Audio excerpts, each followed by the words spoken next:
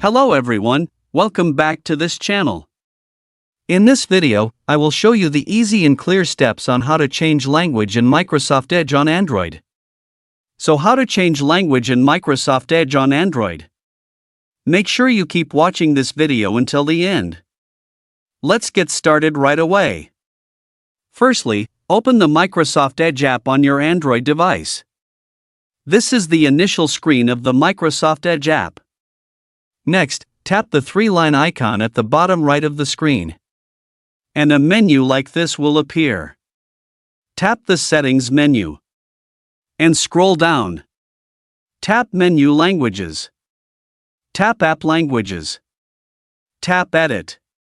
There are many language choices here. Select one to change. So that's it, tutorial how to change language in Microsoft Edge on Android. Thank you for watching. I hope this video was helpful. See you in the next video.